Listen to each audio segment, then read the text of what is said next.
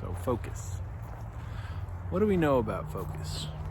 So focus is the idea that we have one thing to, put our energy into at a time. One thing that we're putting all of our brain power, all of our time and effort, and our hands and our minds into, right? And, focus is kind of interesting because there's one type of focus that we've come to accept where people tend to make their whole lives about focusing on one career, one job, one skill. But in reality, human beings didn't really grow up just to be a specialist in one particular category, right? We grew up as farmers who would have to know how to fix our, wagons and how to raise crops and how to take care of animals and how to stitch ourselves up and all sorts of different talents, that really takes to survive. Before that we were hunter-gatherers. We had to know how to pick the right food, how to plant the right stuff, how to not die from eating certain berries and things like that. But when we finally do find something worthwhile to focus on, I think that's the key. It has to be something that's really worthwhile to us. Something that when we focus on it is going to have a much larger outcome than other things. You know what I mean? Because that's really what we want to do. We want to put good, hard, focused energy into something, and we want it to grow back tenfold, and be something very valuable for us. And if we finally find something, I'm at a place where I've finally found a true way to make lots of money, and to be very successful and have the success, that I deserve from all the hard work that I put in. And all I need right now is time and focus.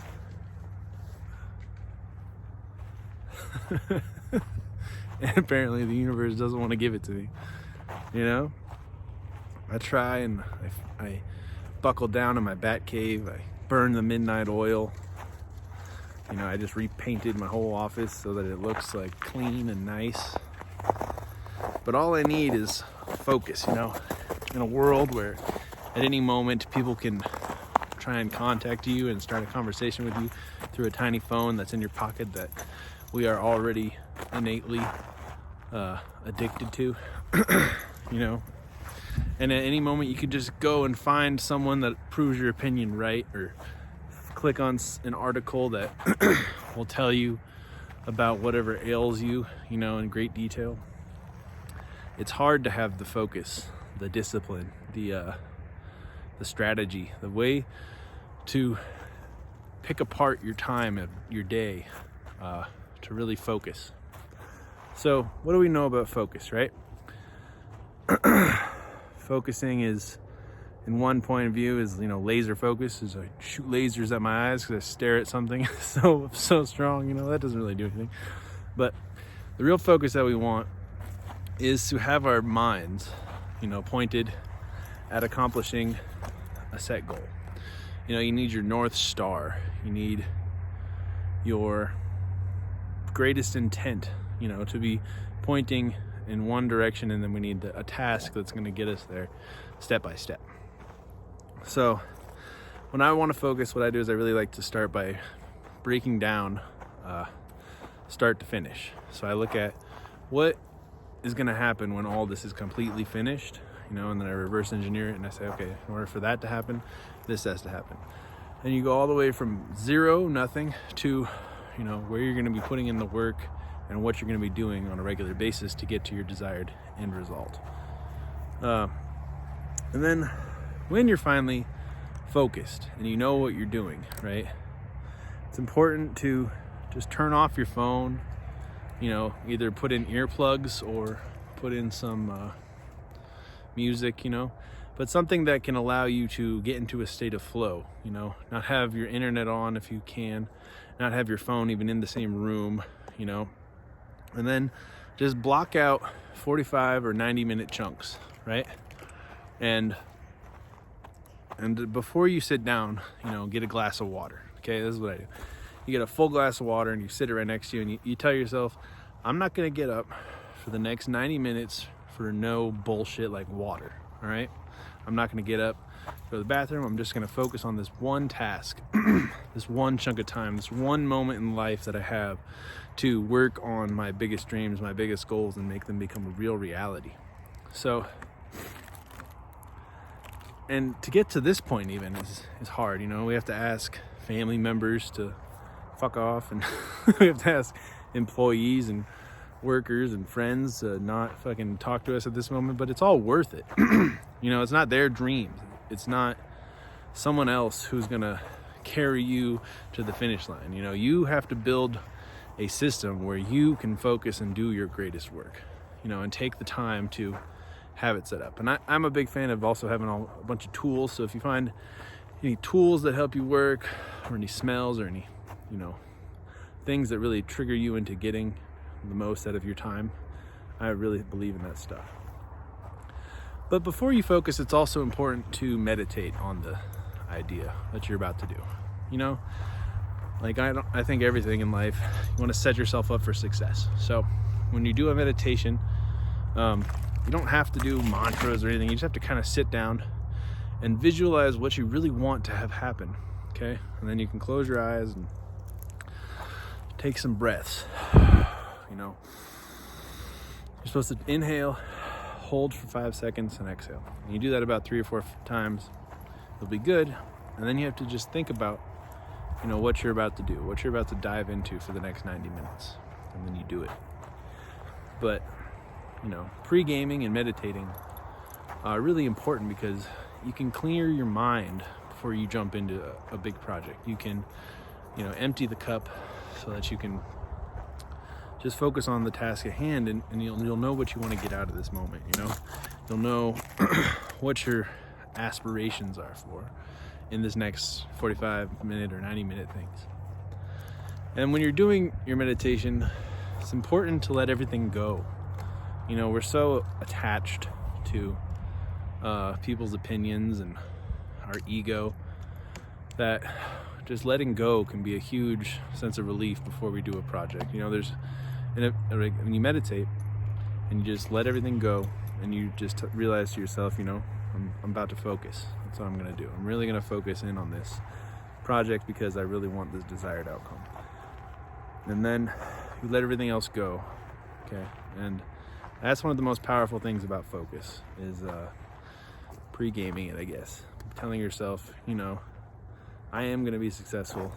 I am a beast. I am brave. I am strong, and I am about to focus. The other thing we need to think about when we're thinking about focus is the discipline. So you have to embrace the suck. You know, it's not a fun opinion, it's a discipline. But you have to embrace that for the next 45 or 90 minutes. It's going to be hard. There's going to be other things we're going to want to do, but we're not going to do them, and we're just going to focus on being successful at our task at hand and getting to that next, you know, hole in our belt buckle or whatever. The next step, is what I'm saying, so that you can move on from where you are right now and be making progress on your goals with focus, with, you know, time, and with the moment of life that you were using your life energy to produce this work. So focus is just incredible, and I don't know, I wish I could focus more during every day.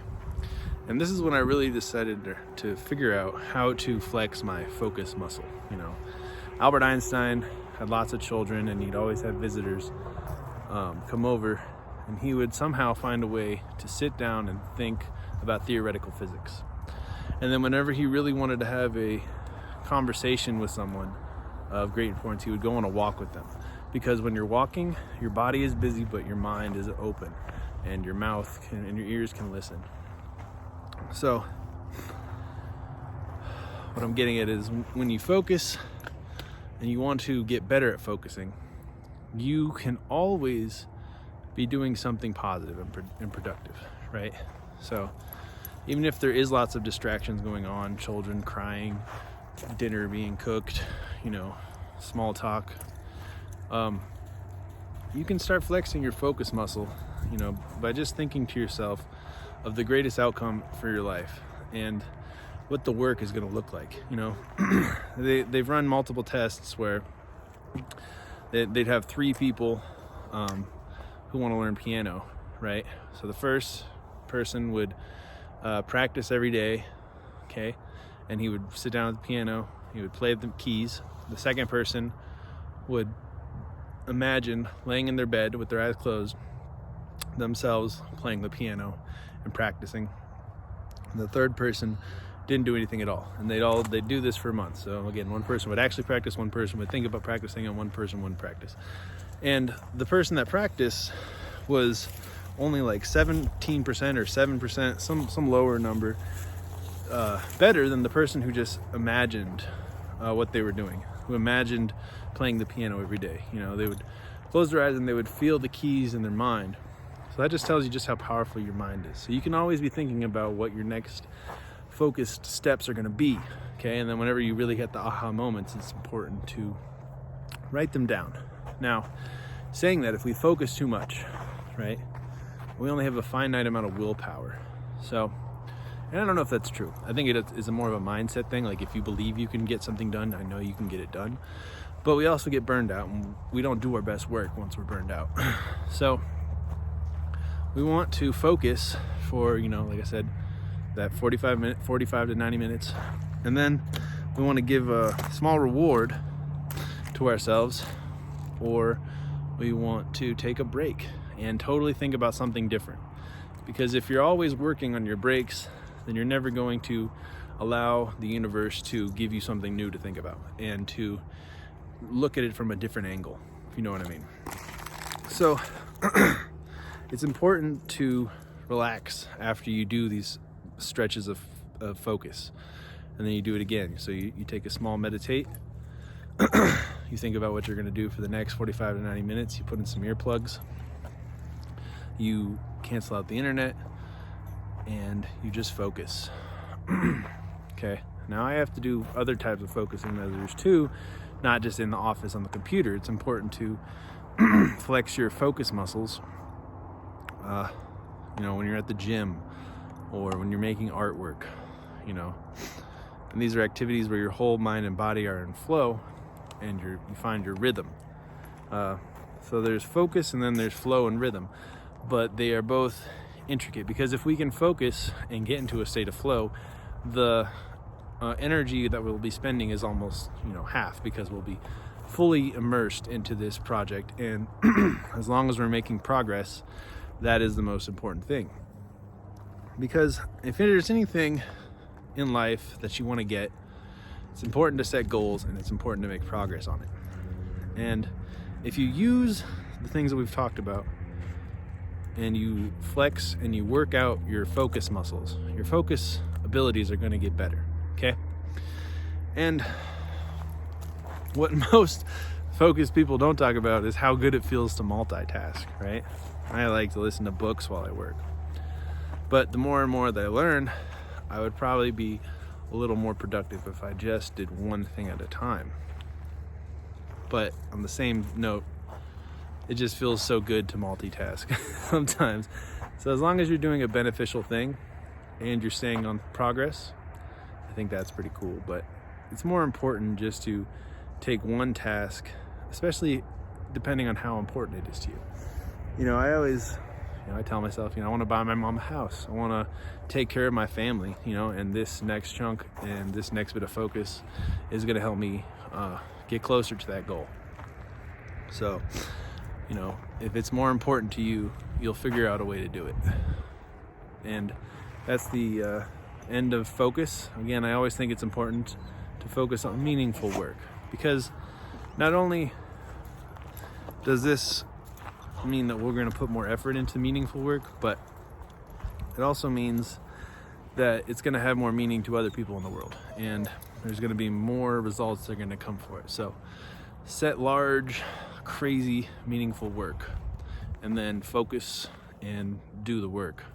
See the job, do the job, stay out of misery. Take care.